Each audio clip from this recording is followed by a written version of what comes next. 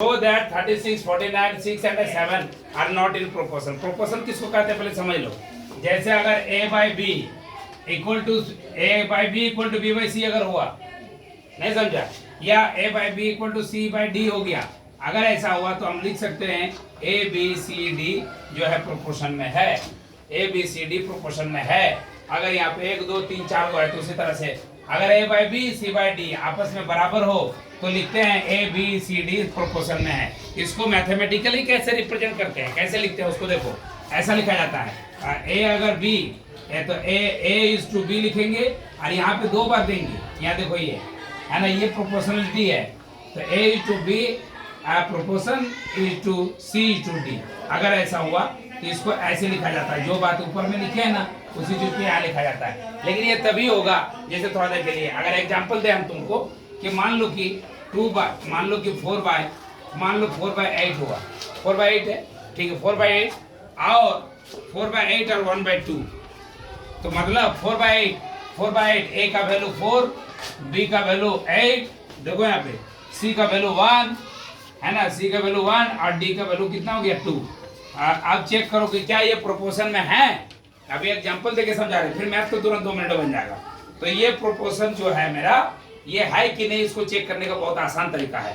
वो तरीका क्या है कि 4 बाय 8 पहले चेक करो, तो 4 2 जा 8, ये बन गया 1, ये 2 हो गया, तो ये भी बन जाएगा 1 बाय 2, वेरी गुड। और ये पहले से 1 बाय 2 है।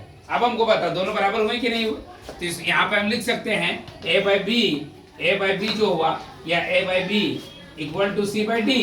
तो इसका ये मतलब है कि a is to b is to c proportional to c is to d। अगर ये हुआ, देख रहे हो तेरे सामने, अगर ऐसा हुआ तो तेरे सामने की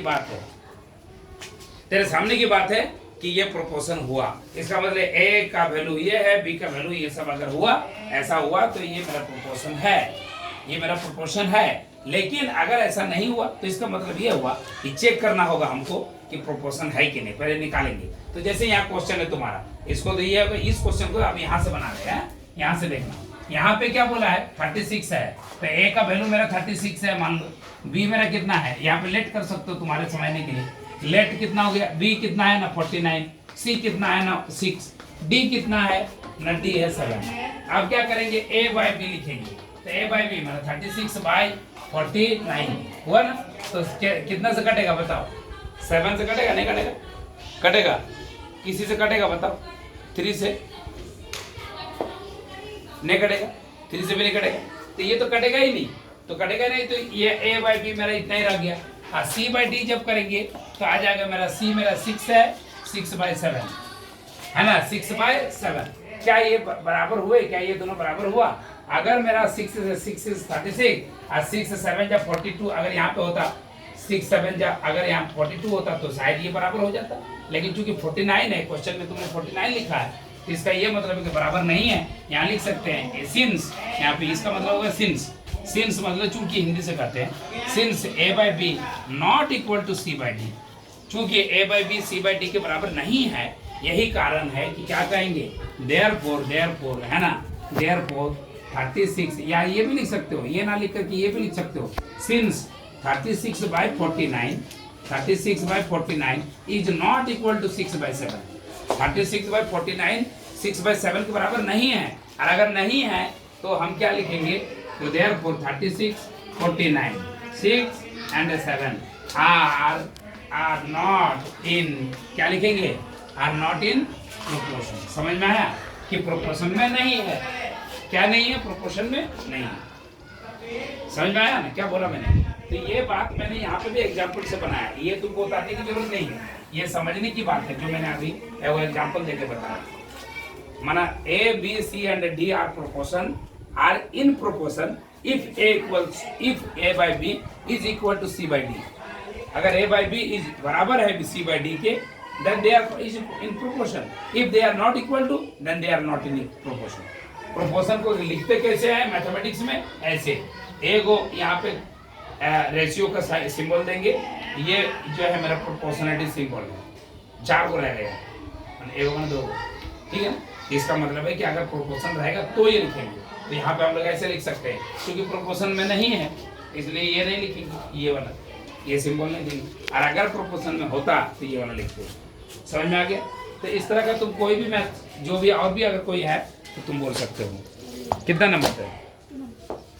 2 नंबर लिखा है। So that these are in proportion. सही बात है, 2 नंबर में है ना। क्वेश्चन नंबर 2 हम क्वेश्चन नहीं लिख रहे, डायरेक्ट लिख रहे हैं। कौन कौन है? एक है 30, वेरी गुड।